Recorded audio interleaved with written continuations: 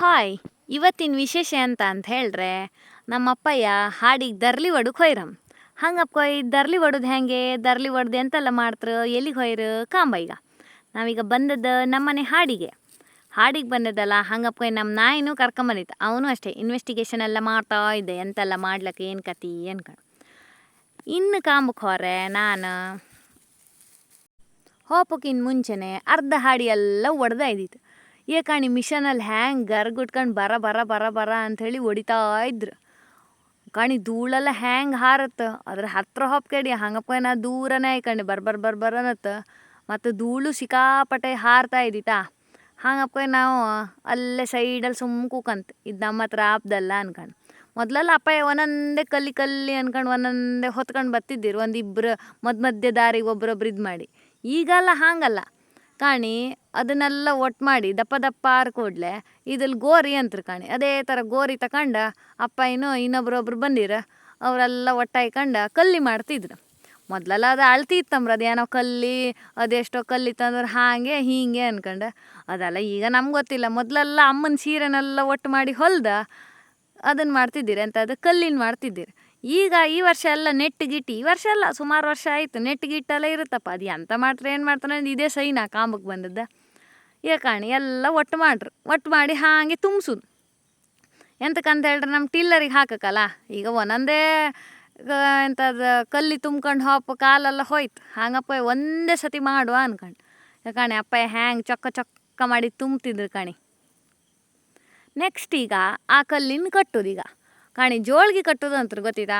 ಒಂದು ಬದಿ 1 ಗಂಟೆ ಹಾಕಿ ಇನ್ನೊಂದು ಬದಿ 1 ಗಂಟೆ ಹಾಕಿ ಜೋಳಿಗೆ ಕಟ್ಟ್ರಲ್ಲ, ಹಾಗೆ ಕಾಣಿ ದರ್ಲೆನ ಎಷ್ಟು ಲಾಯ್ಕ್ ಮಾಡಿ ಕಟ್ಟಿರು.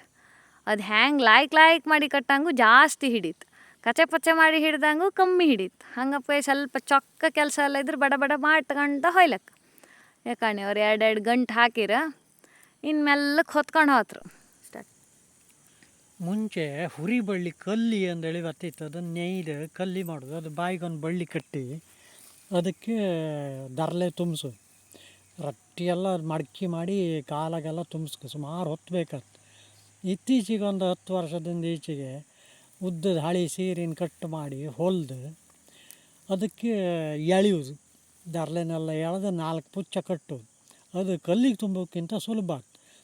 ಈಗ ಅದು ಕಷ್ಟ ಅಂದೇಳಿ ಹೇಳಿ ಈ ಚಪ್ರ ಕಟ್ಟೋಕ್ಕೆಲ್ಲ ನೀಲಿ ನೆಟ್ಟು ಬರ್ತದೆ. ಅದನ್ನು 10 ಫೀಟಿದ 10 ಫೀಟಿದ ಉದ್ದದ ಕಟ್ಟು ಮಾಡ್ಕೊಂಡ್ರೆ ಎಳೆದ್ರೆ ಹರಿದೋತೂ ಇಲ್ಲ. ಅದರಲ್ಲಿ ತುಂಬಿಸೋಕ್ಕೂ ಮಸ್ತ್ ಹಿಡಿಯುತ್ತೆ. ಮತ್ತು ಮಳೆ ಬಂದು ಎಲ್ಲಾರು ದರ್ಲಿ ತ್ಯಾಮ ಇದ್ದರೆ ಹೊರಕಾಗ್ತಿಲ್ಲ, ಅರ್ಧಂಬರ್ಧ ತುಂಬಿಸಿ ತಾರ್ಕ. ಇದು ಮಳೆ ಇಲ್ಲದೆ ಇಪ್ಪೋಗಿ ಮಸ್ತ್ ಹಿಡಿಯುತ್ತೆ. ಮಿಷನ್ನಾಗ ಒಳ್ಳೆ ಗಾಳಿ ಹಾಕಿದ್ರೆ ಹಾರತ್ತೆ. ಜಾಸ್ತಿ ದರ್ಲಿ ತುಂಬಿಸೋದು ಚೂರು ಕಷ್ಟ.